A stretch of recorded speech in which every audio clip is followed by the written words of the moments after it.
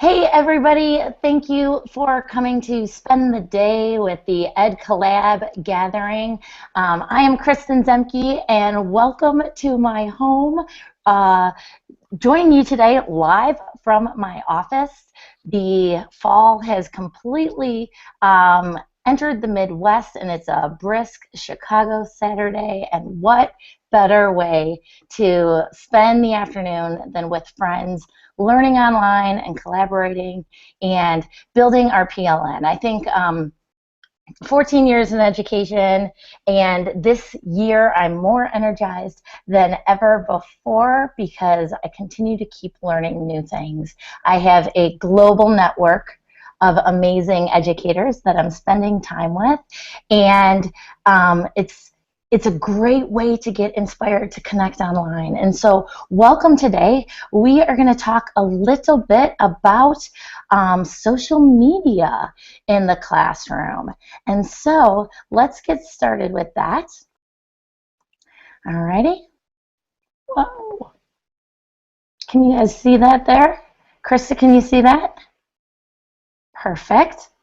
Excellent. So we're going to talk a little bit about social media for good in the classroom and not for evil. And so when we think about how we can build student voice and audience, there's a lot of new tools out there that we can use to get started. And I think so much of it is about shifting our mindset in the classroom, who's in charge, guiding our kids to take the lead, turning over some of the organization to say, I don't know, what do you want to learn about? This photo was taken by one of my 6-year-olds and posted to his blog. And what I love about this photo is that I think the lines are a little blurry between who is teaching and who is learning. And I think that's what it should be in our classroom. I found that engaging my kids, giving them a voice, amplifying their network has really empowered them to make new connections and think differently about their learning. I'm also going to share some work from my colleague, Katie Mutaris' classroom. Katie is my writing partner, and we have co-authored Connecting Comprehension and Technology with Stephanie Harvey and Ann Goodvis. And that's a resource if you're looking for more ideas on using mobile devices in the classroom. That's a resource that we would love for you to check out to see what does it look like when first graders are engaging in a back channel discussion, or how do we create new projects with some of these mobile tools. And so I'm going to share some of Katie's students and her work with you today as we spend a little bit of time together. We've been so blessed to have Stephanie Harvey as a mentor in our lives, and she's completely transformed how I think about learning in the classroom. And her big thing is that learning is social. And we know that the reason kids want to think, learn, collaborate, build understanding is because it's fun. And so if we can give them the space and a platform to do so effectively, we know that we can inspire them and use student interest to guide what happens with our curriculum.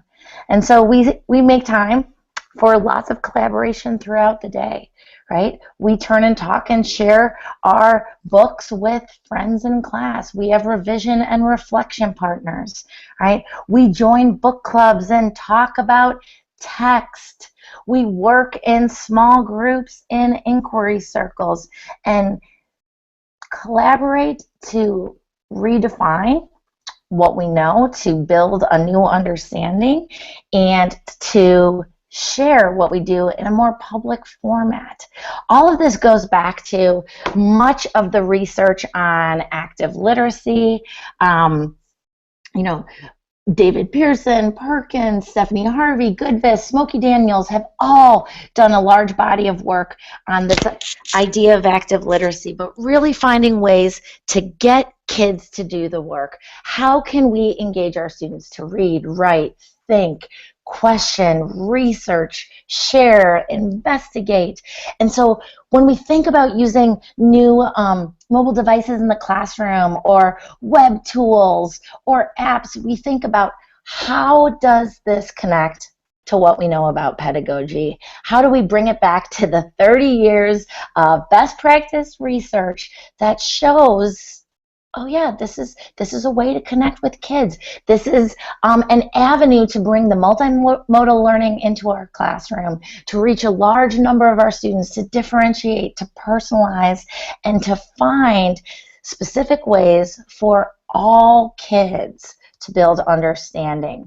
What we know about powerful learning is that powerful learning is active. Smokey and Steph have both taught me that whoever does the most work learns the most. And so we want to make sure that all of our students are engaged and active in what they do. We also know that powerful learning is authentic, right? Giving kids the background and the understanding to acknowledge the why. Why are we doing this, right? How does it impact me? How will I know that my thinking and learning is valued? And so we create conditions and contexts for kids to do this in a space and in a scenario that matters. And when we find the opportunity to make our learning active, to build authenticity, we get to this place of empowerment. And this is where we see thinking and learning shift as there's no longer just one teacher in the classroom. There's 34 teachers, and those 34 teachers have a network that they can go to ask questions, to collaborate, right? Sometimes they go to books, sometimes they go to libraries, sometimes they post a question online, sometimes they tweet someone who's in their network. But we're building this idea that Peter Johnson has talked so richly about, and I can't say enough about his text choice words and opening minds. It's completely transformed my practice. But this idea of agency, this sense for our kids to be, I'm the kind of kid who can find the answers to my questions. I'm the kind of kid who can connect with students around the world. I'm the kind of kid who can ask an author I've met online about their writing process. And so we build this sense of agency and this idea, collaboration, and our students do the work. For a number of years, I've been thinking about how we can use some of these new tools, right, and how they might transfer into our classroom. And, you know, to be completely honest and to go into a place of truth talk, I was nervous about it. I was afraid. Initially, I wasn't a person who was on Twitter, and it's funny how it all comes full circle. You know, I was inspired. Donna Lynn gave the keynote today, and I was inspired at her session at NCTE a number of years ago to get on Twitter, and so she has been my catalyst for building some amazing friendships, collaborative relationships with teachers around the world. And Donna Lynn showed me it doesn't have to be a scary thing. You know, I was the kind of person that thought, who cares what Kim Kardashian ate for breakfast, right? I didn't want to support or buy into that kind of paparazzi feeding frenzy. I also thought it was a place for people who were narcissists and where, you know, people who were overindulging in going public online. And so I didn't want to support that. But then I learned from Donna Lynn and from my great friend Jenny McGarra and my technology coordinator Carolyn Skiba that there might be an opportunity for good in social media, and how could we use it with our students safely and appropriately. And so as we have these new tools, we have new opportunities, and sometimes it takes testing out a few different tools to find something that works for you. But we've been looking at, you know, how can we use learning management systems in the classroom to engage all students? How can we use student blogs to build a network even for our youngest learners? How do we show kids the why behind so much of the important thinking and learning? that we do throughout the day. And so this year, when I attended ISTE, I heard Allison Finn share this, and I think it's just such a powerful piece. You know, we've moved beyond, oh, that would be nice. Or, you know, when I was a kid growing up in 5th grade, I had pen pals, and I used to send letters via airmail, right? You had to buy that special paper and special envelopes to write on, and I was excited about that, but that was kind of like fluff, you know, that was like, oh, and this is one kind of cutesy nice thing that we can do to connect with people around the world. But in this day and age, you know, we look at Friedman's work and the idea of the world being flat, and it's not an add-on anymore. It is a requirement for success in the global economy and our global future. You know, we need to lower the walls of our classroom and really realize that we are all learners in this giant school called life, and that the skills that we're learning in school today are the skills we need for citizenship tomorrow. And as educators, we have this opportunity to build citizens who think differently and collaborate and know how to use their resources.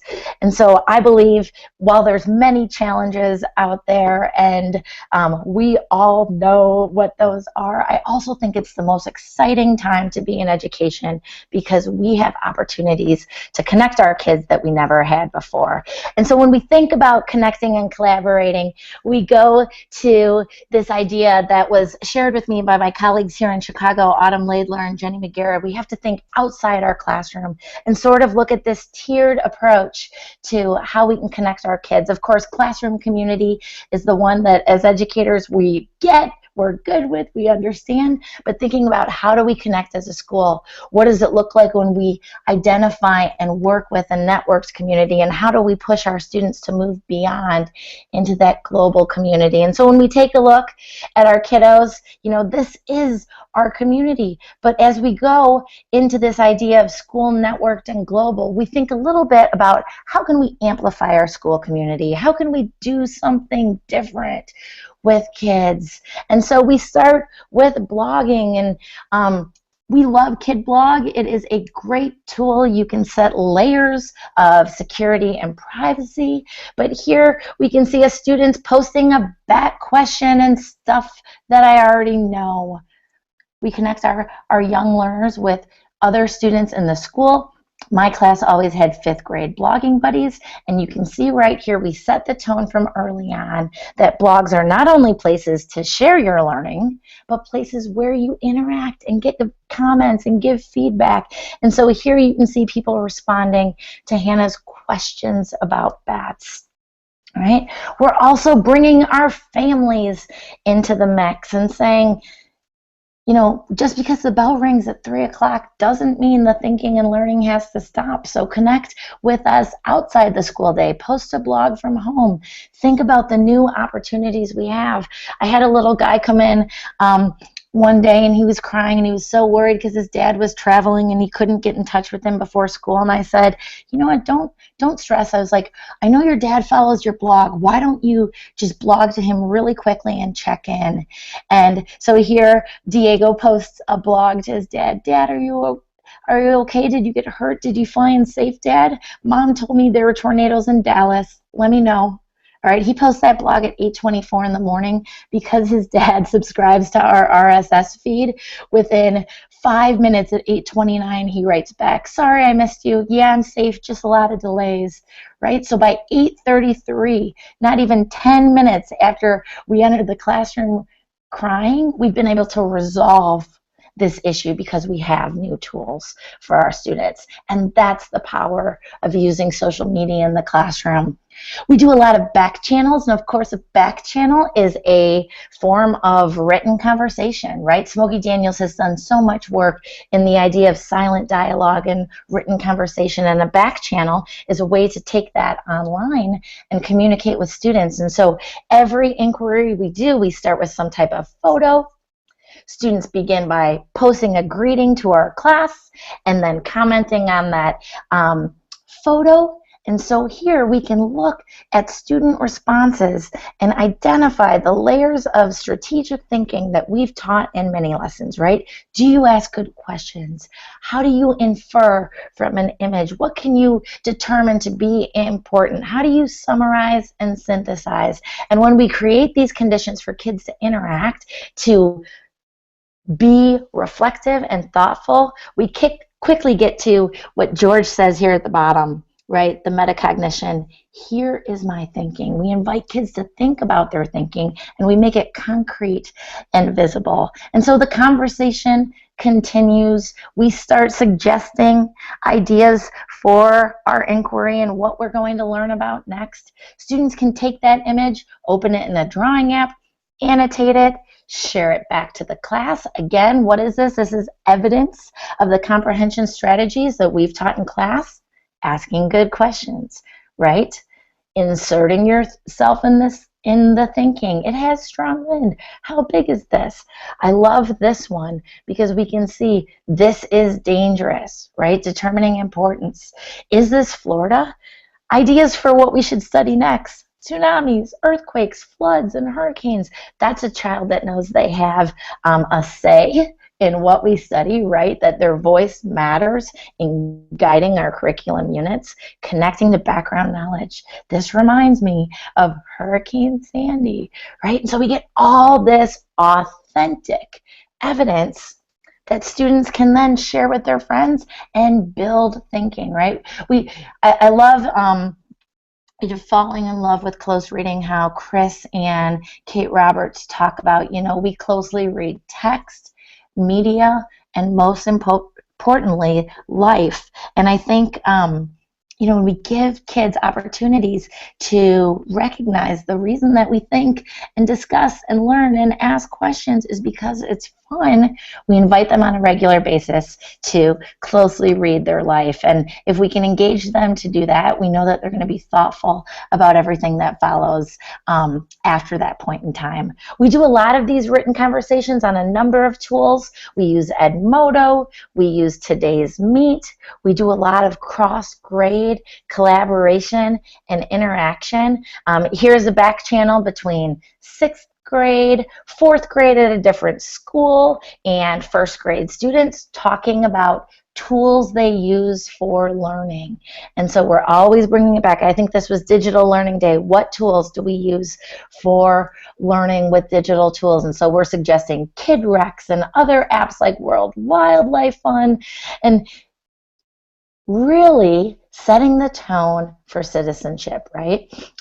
We know that we need to teach digital citizenship. We recognize that at times we've seen some issues with that because kids haven't been explicitly taught how to interact mindfully online. And so we have a huge opportunity as educators to start guiding them to talk about, what do you post and why? What does a blog comment look like and sound like? What are appropriate search engines for kids? What are tools that we can use to communicate our thinking?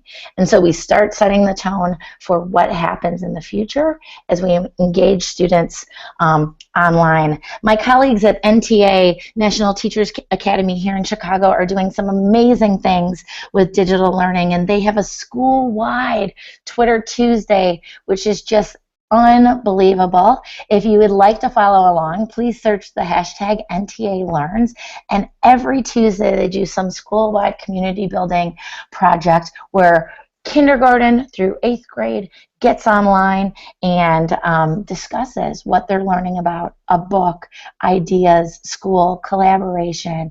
And my colleagues Jenny McGarrett and Autumn Laidler have done a lot of work with this. Jenny actually has an article out today. If you Google Teaching Toward Tomorrow, you'll be able to see Jenny's blog, and she's done a whole post with video and links about Twitter Tuesday. But what a great way to build that school-wide understanding for how we use some of these social media tools and how we can collaborate across grades. All right, so we talked a little bit about school. Moving into the idea of networked community, right? How do we connect our kids to people that we know as educators, as professionals, online networks that we might have available. So this is just like one more layer removed, right? We sort of know these people, we have a relationship with them, and we're finding ways to maximize thinking by connecting our students to them. We do this with teachers around the country, right? We had an inquiry project with students in 1st, 4th, and 6th grade. We were looking to do something different. We said, you know, what if we did an inquiry project where everybody contributed, and we used Twitter and a blogging tool and Google Hangouts as a way to engage our students in building thinking. And so here you can see my students back channeling.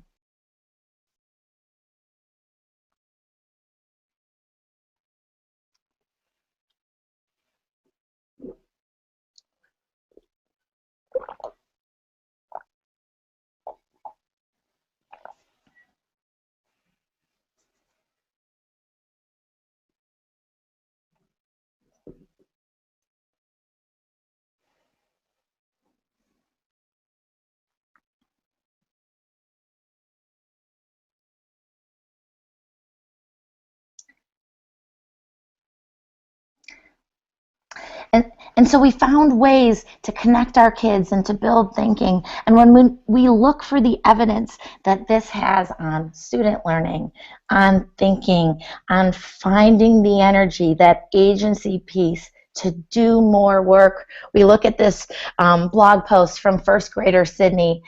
I love learning. It's just so interesting. I want to learn and learn and learn. I love learning at home. I love learning at school. I love learning everywhere. I like learning at any subject. I like learning since technology. I like art. I met new friends on back channel about bats. Google Hangout was awesome. And so when we think about all of these layers of interaction that this child engaged in, how she's synthesizing and showcasing, this is what learning is for a 21st century learner. If this is what she's doing in 1st grade, it's so exciting to think about the what's next and to dream big about what might be possible when we talk about social media in the classroom. A couple of years ago, when Hurricane Sandy hit the East Coast, we had a little student who was visiting Brooklyn for the weekend, and as a result was trapped by the hurricane. And so as my 1st graders came into class, they were concerned about George and were worried about, is he okay? How do we know what's going on? And so because I had just had a Twitter training for my families the week before, I knew George's mom followed us on Twitter. And so I thought, okay, well, let's tweet her. Maybe she will be available. And we finally got a hold of her, and we said, okay, well, now that we've gotten a hold of you, would it be okay for George to report live from the storm back to our 1st grade classroom so we could hear what was going on? And so George, throughout the storm, reported back to our classroom. We opened our class Twitter and showcased it on the projector, and as new messages popped up, we connected with George. We asked him questions. We invited other classrooms at our school to join in the investigation. And throughout the week, George ended up reporting back about his thinking and learning through the hurricane, because he was there for a number of days. And so for the very first time, we could see the power of having a 6-year-old channel important information, right? So whereas in the past my students only had access to what they heard from their parents or CNN or, you know, things that were filtered, this was a shift when our 6-year-old friend George was acting as a reporter, and he was using Twitter and Vines and Skype to connect back to our classroom and to teach us about what happens with a storm, how do we stay connected. He ended up being in New York for the rest of the week, and so he would join us via Skype on a daily basis and engage in our learning because he couldn't get there physically. But it was such a great opportunity to showcase some of these tools as well. we're very mindful about giving our students an audience online as well as face-to-face. And so a number of years ago, we borrowed an idea from Maury Dufour in Maine and created a app speed dating event at a teacher conference where our students did hands-on demonstration lessons with educators. And so in a 1-hour period, teachers would rotate from center to center and get a 4-minute hands-on demonstration lesson from fourth grade students at NTA with my colleague Autumn Laidler and 6th grade students at Burley with my colleague Ben Kovacs, and to learn a little bit about how to use these tools. And so whereas we make opportunities online, we also understand the importance of doing that in a face-to-face context. And so students really were energized by having the opportunity to go public and to teach teachers. And so one of my students was so excited about this event that she blogged about it from home and said, I'm so excited to go teach teachers. And then she used Croakit, which is a free audio recording tool, and embedded an audio recording into her blog where she talked about her joy. And so let's check in right here with Becca. Here she is teaching Croakit. That was the app that she was going to do. And here's what she has to say about it on her blog.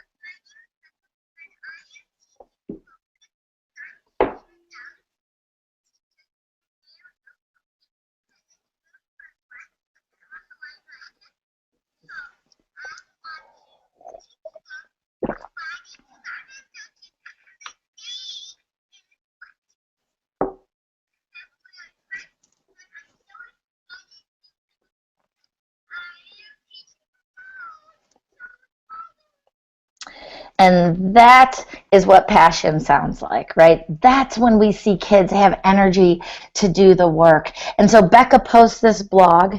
Teachers from our network start commenting and giving her feedback. We quickly see responses from around the world, as here teachers in Missouri say, wow, I love this. Teachers in North Carolina are joining the conversation.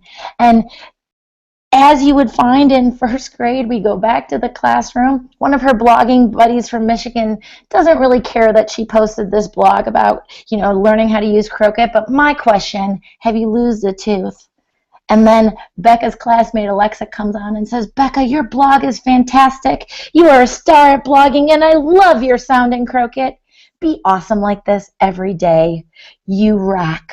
And so we see, again, that idea of play, passion, and purpose, where students are energized to do the work, where they're giving feedback, they're engaged and building this sense of agency. I'm the kind of kid who can post a blog that goes viral and teach people around the world. And so as we shift from this networked community of educators that we might know to a more global community where as teachers, we're building relationships, but our students are also building relationships and learning how to act responsibly online and add teachers, students, experts to their network. We do a lot of Twitter in the classroom, and we have a classroom Twitter account where we contact app developers and friends around the world, authors. There's so many authors on Twitter who are extremely generous with their time. And so we interact on a regular basis with those in our community.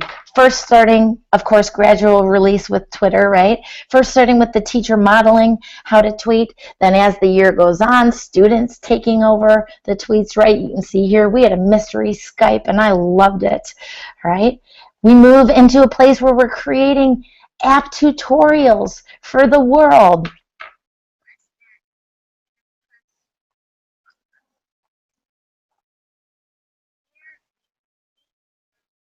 We're posting these app tutorials to our classroom website, tweeting out the URL to the app developers, and giving kids feedback from people who are creating the apps that they use to build thinking and they love. Here, Dylan shared his tutorial with Book Creator. Book Creator writes back and features his video on their site. So we see here's where we find opportunities for a 6-year-old to teach the rest of the world. We're connecting with organizations that we love, and when we show our students that publishing companies websites, apps that they know and love respect their thinking. When National Geographic writes, we'll watch all the smart tweets coming from your class, they see what they do matters, and they have the inspiration and the energy to have another go. They're connecting, they're thinking differently. No longer are my students saying to me, is this what you want, right? Is this what it will take to get, quote unquote, a good grade? They're thinking instead, what do my followers want to see? What is my audience looking to hear from me? And they really don't care very much about what I have to say, and that's exactly how I want it. When students get feedback from Jenny Holm, an author that they love, about their writing, they go right back to writing and are inspired. We connect a lot with Wonderopolis, and if you haven't spent time on the website Wonderopolis with your students, please do. Make that be the one thing you implement on Monday. But Wonderopolis is such a great organization for teaching questioning and building thinking, and they're so responsive to classrooms. And a couple years ago, my students asked Wonderopolis a wonder, and it was featured as the wonder of the day. Are leprechauns real? And so when they got back to school and saw that, the questions that they have matter, and that organizations that they respect are going to help them find the answers to their questions, the passion and energy was contagious, and they couldn't wait to keep questioning and researching and finding more information. We're even engaging in math stories online. My colleague Karen Learman created a hashtag called Math Story, and if you follow the Math Story hashtag, you can connect with teachers who want to talk about math and post questions and problems for students around the world to solve. And so this becomes just another way for us to interact and build thinking. We're doing a literature circle with some of Seymour Simon's books, and my student Grace was so excited about his dog's book. She went off into Writer's Workshop and wrote this letter to Seymour, because I know that Seymour is on Twitter and he's such an amazing supporter of classrooms and learning.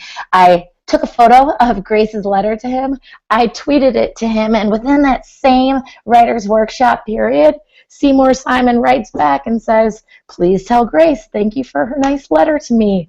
Of course, what happens next? Grace, as you can see at the bottom here, writes back to Seymour. Thank you, I love all your books, all the series. You write great books. The whole group likes them. We're reading your dog's book, Grace.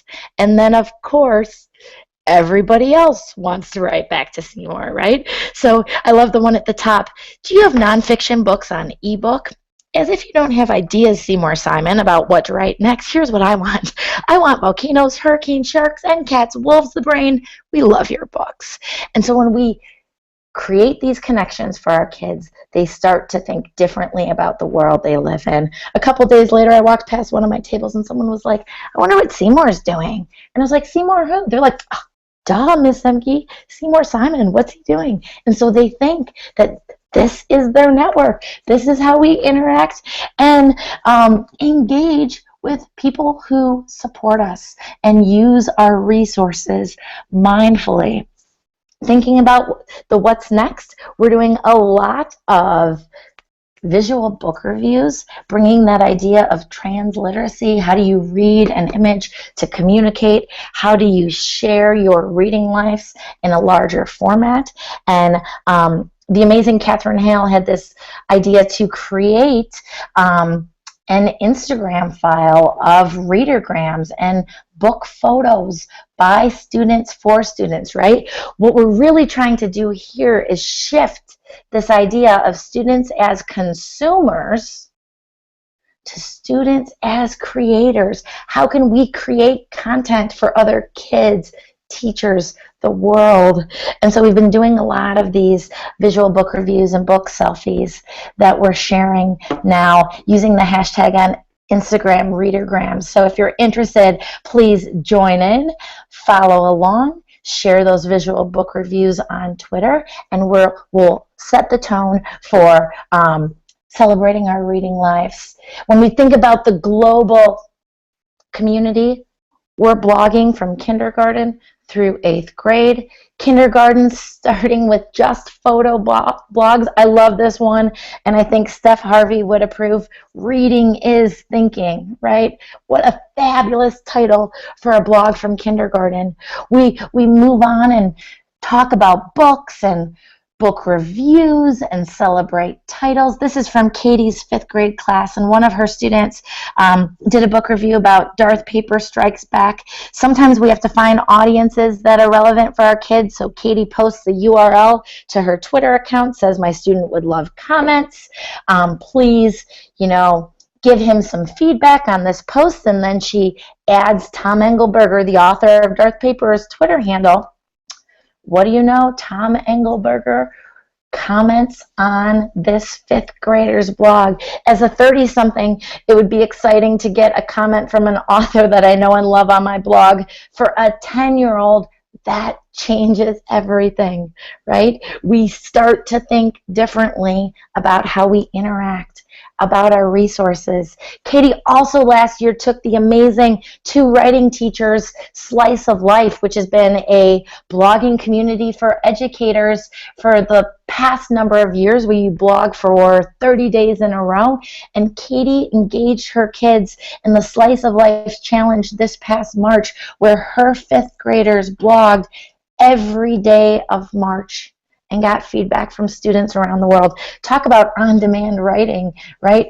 Thinking through the process and saying, oh, we have a voice. We can connect.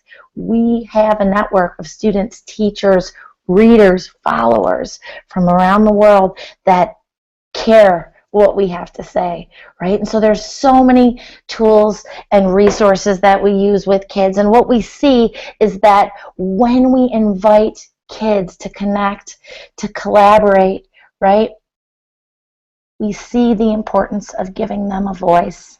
And so here, this little friend writes, thank you, Mom, for responding. I love when you responded to my tweeting post. Any type of responding, like on KidBlog and Twitter. All right. And finally, when we provide these tools to our students and we say, use them, have a go, connect, they start to think differently about the opportunities they have. And I had a student that posted this blog, and somewhere around lunchtime, the middle of the day, I noticed that there were a ton of comments that needed approval on our KidBlog account. And so here I logged in and looked and saw that this 1st grader had posted this blog trying to crowdsource a name for his dog, right? Get online and help me find a name for my dog. So start commenting right this second so I can find a name. Start, people, and then I'll make another blog. And so quickly, he got quite a bit of comments. First, from his best friend who sat next to him. Instead of leaning over to his table, he just wrote a comment. I thought up a name, Jason. Good choice, because you're my best friend, right? And so throughout the course of the morning, my students had gone on and given feedback for names. You can see Name It Miss Ziemke. All of my junior high teacher colleagues were laughing at that and saying, did you see that? That is a compliment in 1st grade, and I would be honored if a student named a dog after me. And so I started sharing this URL, and our global network, people that we knew, people that we didn't know, started responding and giving feedback, sending links to find ideas, do's and don'ts for having a dog, right? It's so exciting to get a new dog. What a great way to find a name. And so we see that these tools change how our kids think. They come up with ideas, options, possibilities that we've never taught. And so by the end of the school day, my little student writes back as the last comment that his buddy that suggested the very first name, Jason, George is right. The dog's name is going to be Jason. Awesome job, everybody. And while I hunted down his mom at dismissal and said, oh, we've got this thing going on, she was so supportive and thought it was amazing. And I commented back after school. I said, a dog is something you're going to have for a very long time. You might want to talk to your mom, dad, brother, see what they think. And the following day, his mom tweeted out this picture to our classroom account, him and his new dog, Derby, not Jason, But we see that when kids have new tools, when we engage them to do the work, here he is responding to every comment, authentic writing with a purpose. We shift how kids think about themselves. No longer are they just bloggers, but this is the face of empowerment, and we get to that authentic agency, powerful, understanding the why, and find new ways and tools for giving our kids a voice, not only in our classrooms and our curriculum, but in the global community about what they want to learn, how they want to interact, and to know that they have the opportunity to do this, to find followers, to change the outcome, to give daily purpose to the important thinking and learning that we do in our classroom. And so as we talk about, social media for good, we talk about a number of different things, right? We address all of these layers as we talk about how we can use social media for good in the classroom. If you're looking for some additional resources, a great resource is created by Kristin. She runs a primary blogging community where she will connect you with other primary grade classrooms on blog, on Twitter, with teachers. So make sure to check that out. A great place to start making connections as an educator is on a Twitter chat, and Jerry Blumgarten has a great list of Twitter chats around the world, and all of these resources will be listed on my website as well. So if you're thinking about how can I use social media for good, what do I do to get started, please check out a couple of these resources. And we start with this idea of community, and we bring it back to the kids, and we always take a picture by the field house outside my school, and I never noticed until a few years ago that there was a quote around this field house door. And when I looked it up, it was, of course, Vygotsky. And, children do grow into that intellectual life around them. And so I think if we can make that as rich as possible, the sky is the limit. So I hope you had a couple ideas for using social media for good in the classroom. I am excited to continue to talk about this, so please feel free to reach out via Twitter or via the EdCollabs site, and hopefully we can stay connected and really find new ways for building student thinking and using social media for good. I'm happy to take some questions, and I think maybe Krista is taking a look at that, and we've got just a couple minutes here. So questions from the Twitter. Okay, it looks like you have a couple of questions in the comments area. Perfect. Let's go take a look at that. Awesome. Let's see. So many amazing resources. Where to begin? I think a great place to get started is to join Twitter as an educator. Follow your grade level chat. So there's first chat, fifth chat, special ed chat. There's a number of different options to start connecting with educators. And over the years, my first chat community has been so important and instrumental in my life for getting some of these new ideas and layers of feedback. I would start following as a teacher. You don't even have to post. You can just lurk and look on and start thinking about how you can connect with other teachers. I also think blogging with students is super powerful. Probably the most powerful thing I've done with kids since inquiry circles. And so I would check out KidBlog. It's a very easy to use tool and has so many different layers of privacy and security so that we can configure it and set it up however we want or however our school or district deems appropriate. I think a couple other great ways of sharing are just to reach out to your parents, create a classroom website, think about a few easy back channel tools. We love Today's Meet. Padlet is another great resource for engaging kids online.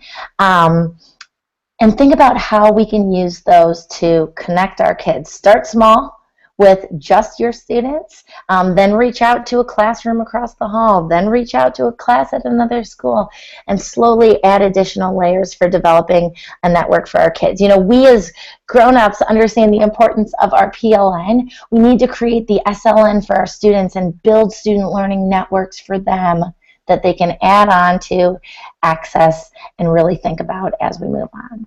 So thank you, everybody, for joining me. It was great to have you here in Chicago. For those of you who are joining us in the future, thank you so much. Please follow along with the Ed Collab, and we look forward to more PD opportunities with teachers and connection experiences with our students across the world. So thanks, everybody. Have a great Saturday, and see you next time.